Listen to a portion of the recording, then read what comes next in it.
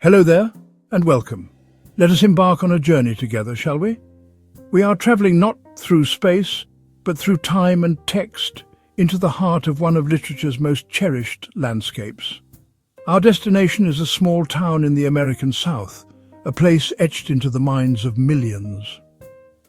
We are, of course, talking about Harper Lee's magnificent novel To Kill a Mockingbird. It is a story that has captured the imagination of readers for generations. Since its publication in 1960, this remarkable book has found a permanent home on bookshelves and in classrooms all around the globe.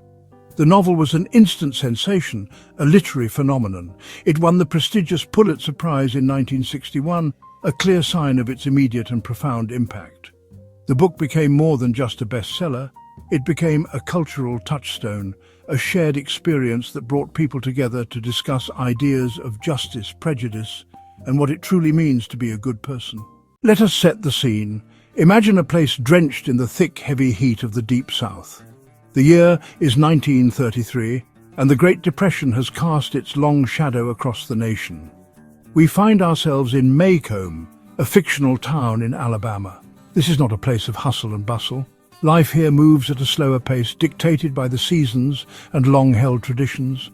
In Maycomb, everyone knows everyone else, and family histories stretch back for generations. It is a world unto itself, with its own unspoken rules, its own social hierarchy, and its own deeply ingrained prejudices. At the very heart of our story, we find the Finch family. They are not the wealthiest family in Maycomb, nor are they the oldest, but they are certainly one of the most respected. In a town defined by strict social codes and deeply ingrained traditions, the Finches represent something different. They are a beacon of reason, integrity, and quiet decency. The family is small, but their presence is large. It consists of Atticus, the widowed father, and his two children, Jem and Scout.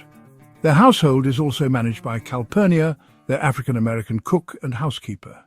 Now let us turn our attention to the patriarch of the Finch family, Atticus. He is without doubt one of the most iconic and admirable father figures in all of literature. He is not a conventional hero. He is not young, strong, or dynamic in the typical sense. He is a quiet, contemplative man, a lawyer by trade, who believes in the power of reason and the rule of law. His heroism is not one of physical prowess, but of immense moral courage and unwavering integrity, which his children will come to understand and admire profoundly. Atticus's parenting style is remarkable, especially for the era. He treats his children not as property to be controlled, but as individuals to be guided. He speaks to them with the same honesty and respect he affords any adult. His famous advice to Scout, to climb into someone's skin and walk around in it, is the central moral principle that he lives by and imparts to his children. In his professional life, Atticus is the epitome of justice and fairness. He believes that the law should be a great leveler, treating all people equally regardless of their colour or social standing.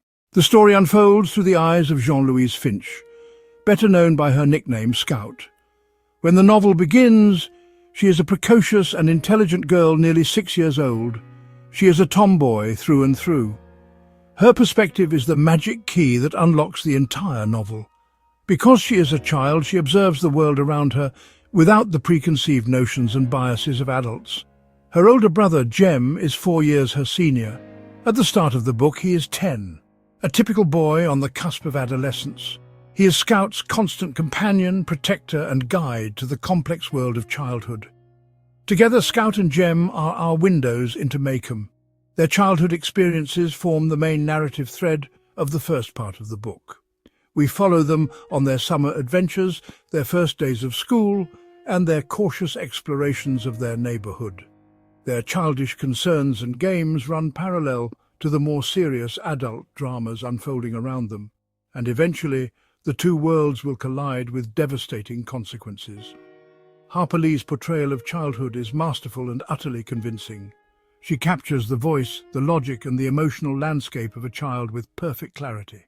No childhood is complete without a local mystery, a haunted house that sparks both terror and fascination. For the children of Maycomb, this place is the Radley Place, According to neighborhood law, it is inhabited by a malevolent phantom named Arthur Boo Radley.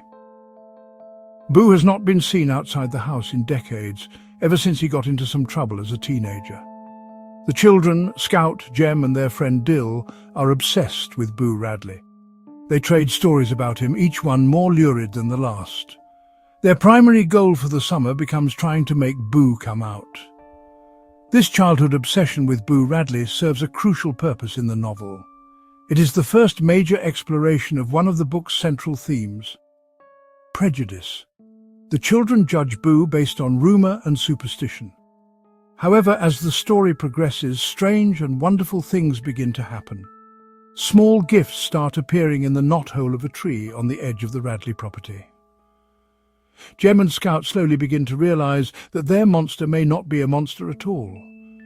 The Radley enigma slowly transforms from a ghost story into a lesson about empathy. The day of the trial arrives, and it feels as though the entire county has descended upon Maycomb. A festive, picnic-like atmosphere pervades the town square, a stark and unsettling contrast to the grim proceedings about to take place. The courthouse itself becomes a physical representation of Maycomb's rigid segregation. The white citizens fill the main floor, taking the best seats to watch the drama unfold. The African-American citizens, in contrast, are relegated to the balcony. When Scout, Jem and Dill arrive, the main floor is already packed.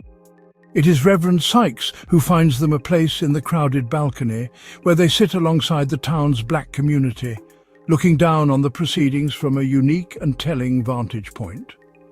The trial begins, and the prosecution presents its case. The first witness called to the stand is Heck Tate, the town sheriff. He gives a straightforward, factual account of being called to the Ewell residence. Next to testify is the accuser's father, Bob Ewell. He is a crude, belligerent man representing the most impoverished and despised white family in Maycomb. He swaggers to the stand with an arrogant confidence. Finally, Mayella Ewell herself takes the stand. She is a pitiful and lonely figure, a 19-year-old girl who has been brutalized not by Tom Robinson, but by a life of poverty, ignorance and abuse. After the prosecution has presented its flimsy and contradictory case, it is Atticus's turn. Before Tom takes the stand, Atticus reveals the masterstroke of his defense.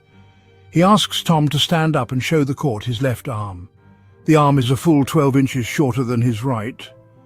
In that single dramatic moment, Atticus proves that it would have been physically impossible for Tom Robinson to have held Mayella down and beaten her, leaving bruises primarily on the right side of her face as a left-handed man would. With this fact established, Atticus puts Tom on the stand to tell his side of the story.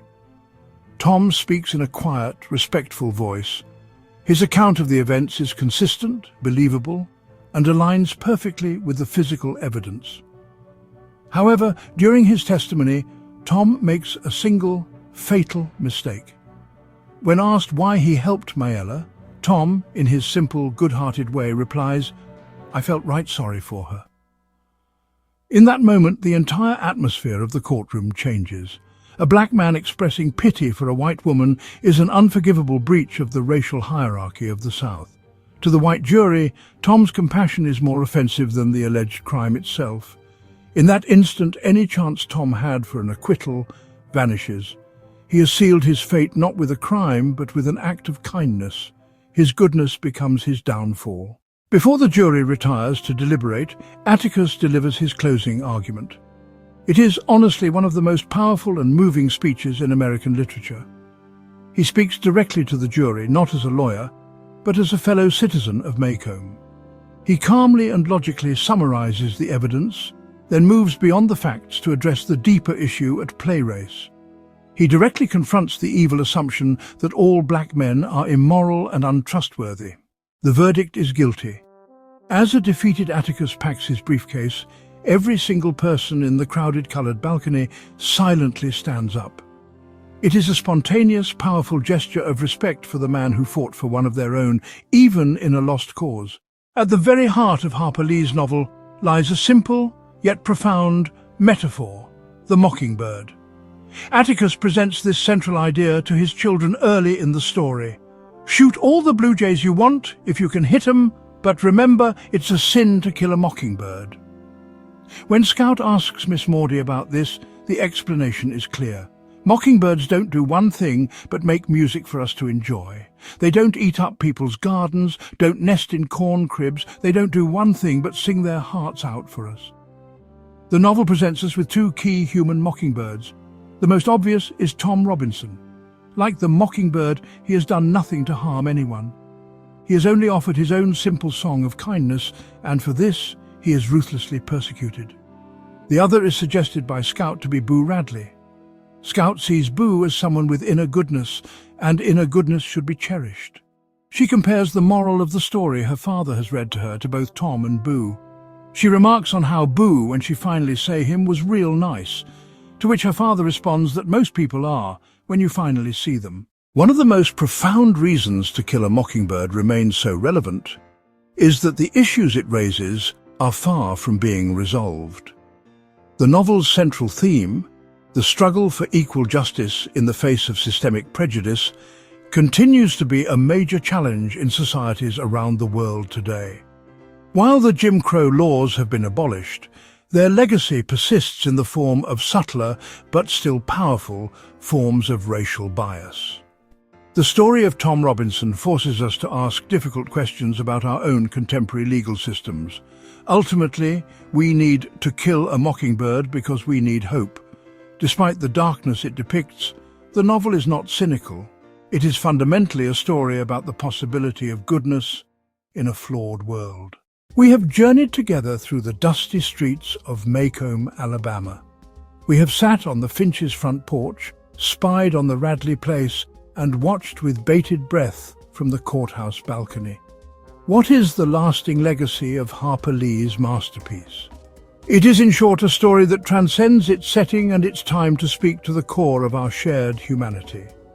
This book endures because it speaks to the best part of ourselves, the part that believes in justice and yearns for understanding, and that knows it is always a sin to kill a mockingbird. The novel insists that we have a personal and collective responsibility to stand between the vulnerable and the harm that threatens them. It suggests that the true measure of a person and of a society is how it treats its most vulnerable members.